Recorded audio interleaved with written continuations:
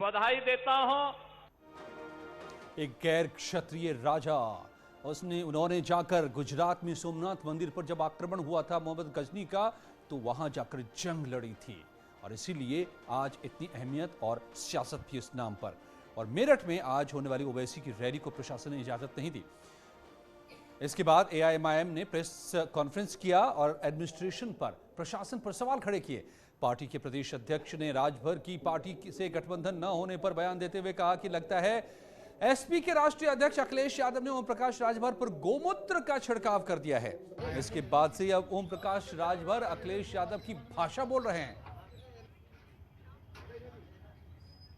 ओम प्रकाश राजभर जी मेरे पास खुद आए थे चल करके।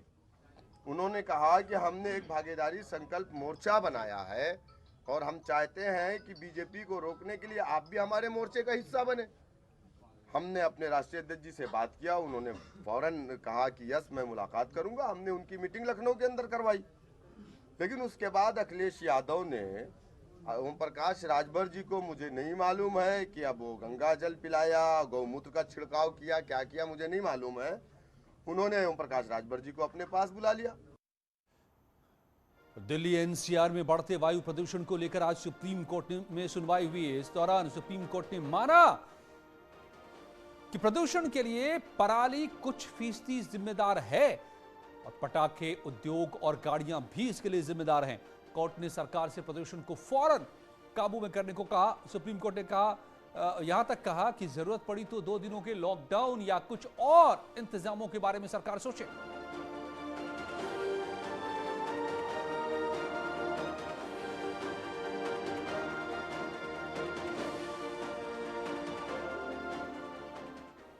सुप्रीम कोर्ट ने प्रदूषण के इस बढ़ते हुए स्तर पर बेहद चिंता जाहिर की और यह कहा कि जिस तरह दिल्ली एनसीआर में प्रदूषण लगातार बढ़ रहा है वो बहुत ही गंभीर मुद्दा है। स्थिति ऐसी आ गई है कि लोगों को अपने घरों में भी मास्क लगाकर बैठना पड़ रहा है। बहरहाल मामले की सुनवाई के दौरान जस्टिस सूर्यकांत ने यह भी कहा कि जैसे ही प्रदूषण बढ़ता है ऐसे ही किसानों पर पराली जलाने का एक मुद्दा और उन पर आरोप लगा दिया जाता है।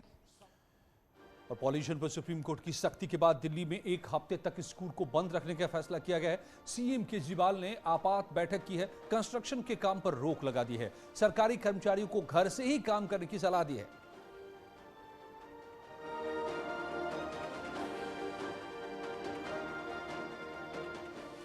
दरअसल दिवाली की सुबह से ही जो पॉल्यूशन का दौर दिल्ली और एनसीआर में चल रहा है उसने लोगों के लिए मुश्किलें खड़ी कर दी हैं। बेहद घातक साबित हो रहा है। बहुत ज्यादा पॉल्यूशन होने की वजह से सांस की तकलीफ पड़ रही है और इस मौसम में हर साल हालांकि यही हालात होते हैं, लेकिन क्या कोई इसका स्थायी समाधान मुमकिन नहीं है या फिर हो नहीं पा रहा।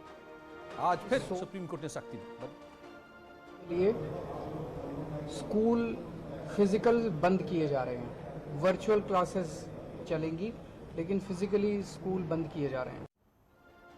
तो आप